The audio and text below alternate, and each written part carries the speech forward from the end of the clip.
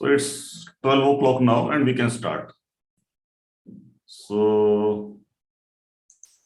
राकेश शर्मा जी ने कुछ questions send किए हैं मुझे व्हाट्सएप विंडो पे, युगांश वर्मा जी ने भेजे हैं और संतोष कुमार बेसवल जी के कुछ क्वेश्चंस हैं, रिसेंटली अभी इन्होंने पोस्ट ज्वाइन किया है, और लतीफ के क्वेश्चन हैं। सो जैसे जैसे लोग ऑनलाइन आते जाएंगे हम उनके क्वेश्चंस को आगे टेकअप करते रहेंगे।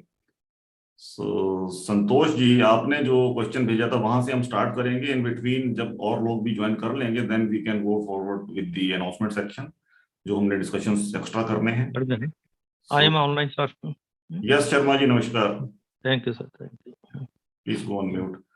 सो संतोष जी, आपने जो क्वेश्चन दिया था एक बार अगर आप दोबारा पूछें तो थोड़ा क्लैरिटी मिले हमें, क्या जानना चाह रहे हैं आप उस क्वेश्चन के बारे में? जी जी जी सर जी, मेरा पहले तो मैं आपको धन्यवाद दूंगा कि आपका जो ट्यूटोरियल मुझे पढ़ के काफ़ी अच्छा जानकारी आया। तो उसमें मैं 6-7 टॉपिक जो है अभी क्लियर किया, मैंने किया हूँ उसको। तो मेरा एक्चुअली दो चीज़ जानना था।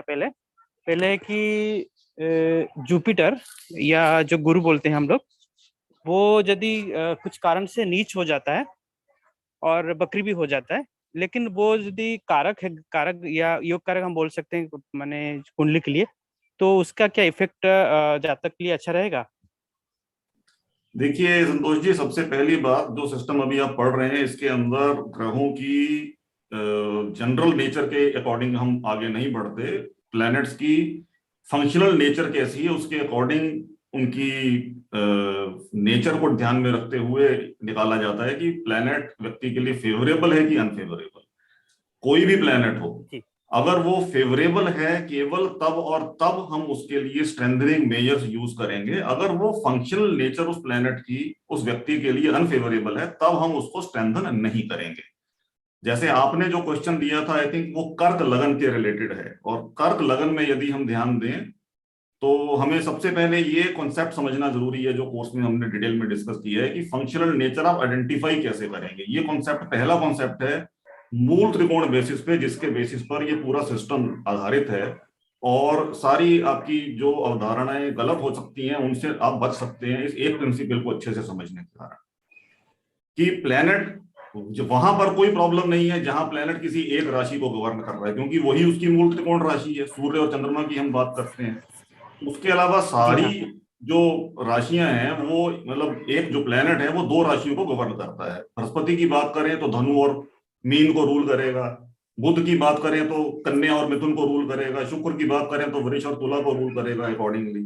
तो जब आप बृहस्पति का एग्जांपल ले रहे हैं कि वो नीच राशि में है, यानी कि वो अब मकर में स्थित हुआ, जी जी। लेकिन अगर कर्क लगन की बात करेंगे और लगन के अनुसार हमें आगे बढ़ना है, लगन अगर हमारा कर्क है तो आप ये देखिए कि जिस भी ग्रह की हम बात कर रहे हैं वो उसका मूल त्रिकोण राशि कौन से भाव में पड़ रही है। अगर किसी भी ग्रह की मूल त्रिकोण राशि छठे, आठवें या 12वें में है, दैट मीन्स कि वो फंक्शनल नेचर उसकी अनफेवरेबल है। कर्क लगन के केस में बृहस्पति की मूल त्रिकोण राशि छठे भाव में पड़ेगी, 9 नंबर। जी हाँ।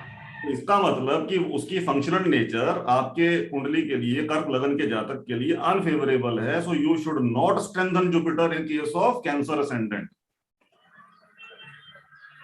को बृहस्पति को स्ट्रेंथन नहीं करना है, अदरवाइज छठे घर की नेगेटिव सिग्निफिकेशंस बढ़ के निकल के आएंगी और नुकसान होगा जातक को, और वो भी तब जब बृहस्पति किसी और भाव पर या किसी और ग्रह पर अपनी क्लोज इन्फ्लुएंस दे रहा हो। अभी आप कौन से चैप्टर पे हैं कोर्स में?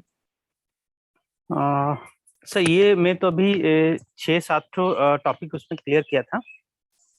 मैं कैरेक्टरिस्टिक्स ऑफ प्लैनेट का उतना तक गया था, मैं ज्यादा एक्चुअली देख नहीं पाया हूँ। अभी आपसे मेरी ये रिक्वेस्ट ये रहेगी कि आप एटलीस्ट जब तक चैप्टर 8 कवर नहीं करते ना, तो आपको क्लैरिटी थोड़ी कम मिलेगी। चैप्टर 8 इज दी क्रक्स, उसके अंदर आपको सारी डिटेल्स समझ में आएंगी प्रिंसिपल्स की, और डेफिनेटली आप क्वेरीज भेज सकते हैं। इन शॉर्ट आपके क्वेश्चन के लिए आंसर ये है कि अगर कर्क लगन है, चाहे बृहस्पति नीच का है चाहे उच्च का है, इन जनरल उसको आपने स्ट्रेंथन नहीं करना है, आपने उसकी चैरिटीज करनी है। रुद्राक्ष उसका यूज कर सकते हैं, लेकिन अभी क्योंकि क्वेश्चन सिर्फ ये था कि बृहस्पति को क्या कैसे टैकल करें कर्क लगन के केस में अगर वो नीच राशि का है, तो तो उसके लिए आप चैरिटीज कीजिए, बाकी कुंडली का एनालिसिस इंपॉर्टेंट होगा, वो धीरे धीरे जैसे आप कोर्स में आगे बढ़ेंगे आपको डेफिनेटली क्लैरिटी मिलेगी।